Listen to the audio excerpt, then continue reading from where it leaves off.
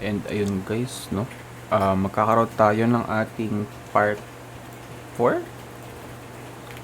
Check ko lang. Fibonacci series pa din naman tayo, but we are going to have our part 4, I believe. Yeah, this is part 4 ng Fibonacci series natin, and what we are going to discuss is the concept ng Fib time zone, no? We're going to talk about Fib time zone because Fib time zone, no, hindi siya very perfect. Okay? But syempre, I know that curious kayo kung ano ba yung mga nandito sa area ng Fibonacci. So, i-discuss natin lahat yan.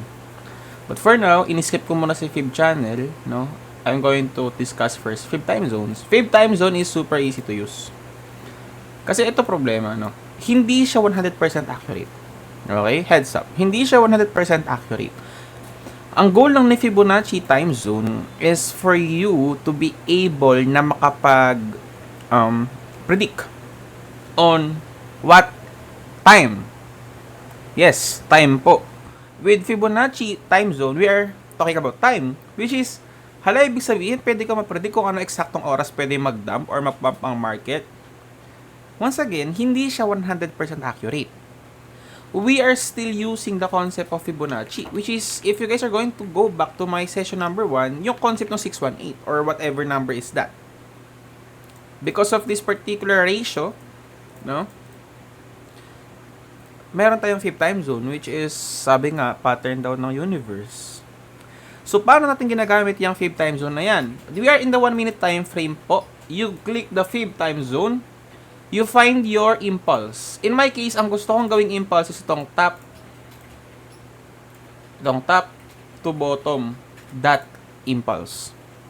And I'm going to just click from here to here. So, paano nalalaman? No? I-assume nyo na iyan pala nakikita natin. Wala pa. Like, ayan. Wala pa kayo nakikita iba. Let me remove tong sessions ko.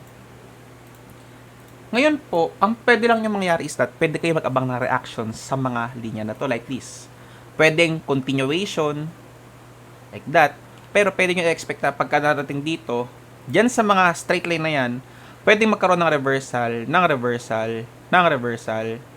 So, parang, itong mga horizontal lines na to are lines where you could expect a reaction. So, tingnan natin ayan, nandiyan tayo sa area na yan. Umangat, di ba? Umangat kaunti, pero hindi totally. Ayan, umangat nga siya. Now, malapit na tayo dito sa linya, di ba? Tingnan natin After ng linya, bumagsak. Di ba? Bumagsak siya kaunti. Oh, bumagsak. Tingnan natin, pagkalagpas ng linya, ano na kaya magiging takbo ng market? Continuation pababa, di ba? Continuation pababa, or nag-conso siya. Now, once again, hindi siya 100% accurate. Bumaba siya to sumakyat siya, di ba? Ngayon, tingnan natin, pagkalagpas niya ng linya na to, ano na kayang gagawin niya? So, it's all about anticipation. Umangat siya saglit, probably nag-take na liquidity here, ito, relatively equal highs, di ba? Swinip niya, bumagsak, reversal. Ngayon, tingnan natin ano mangyayari afterwards. Lumagpas sa linya, bumagsak, umangat. So, it's like, nag-aabang tayo ng reaction on these particular levels. But, does it actually? That is the Fib time zone. Yun na yun, Kots? Yes, yun na siya. Now, let's use it sa 50 minutes. Ito, merong impulse pataas, diba? Wait ko lang siya. Yan.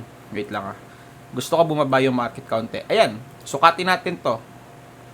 Oh, ayan. Ayan sinukat ko yan. Basta sakto lang yan, no?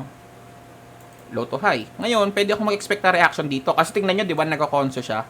There's a chance na kapag lumagpas siya dito, pwedeng lumipad siya patuloy or bumagsak siya pag lagpas dyan sa linya na yan.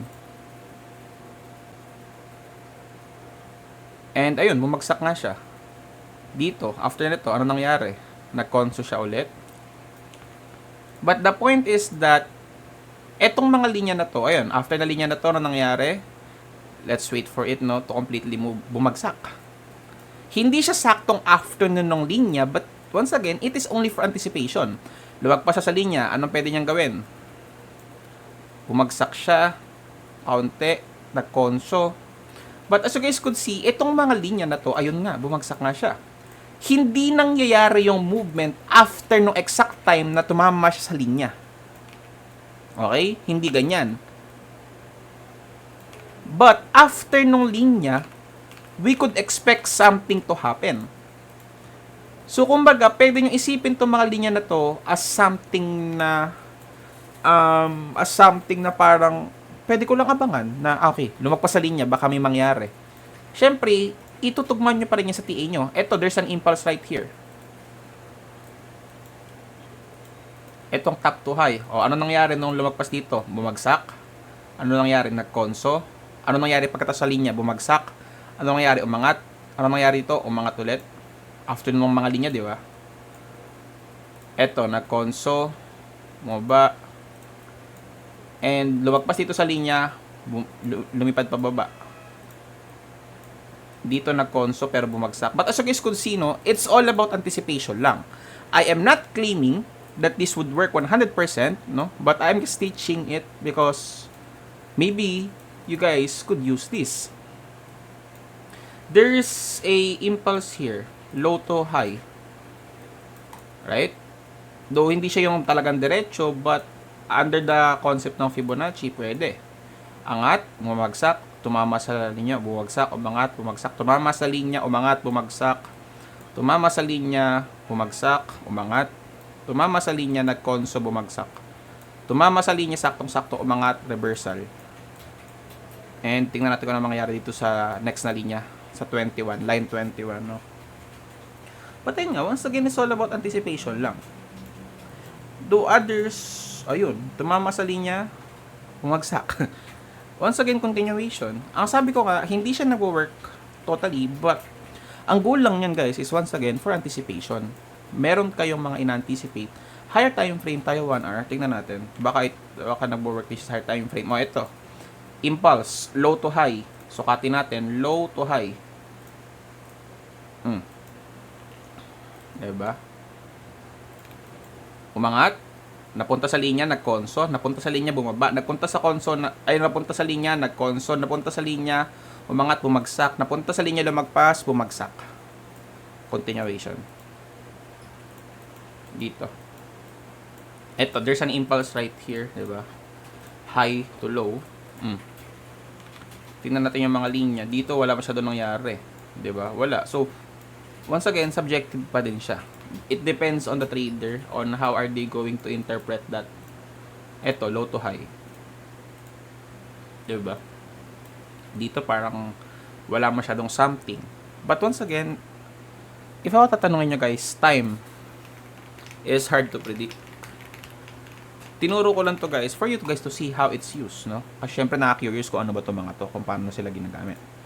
And that's it guys for time Fib zone. So see you guys sa next tutorial for the Fib channel. Turo ko na si Fib channel. Inuna ko lang to. See you.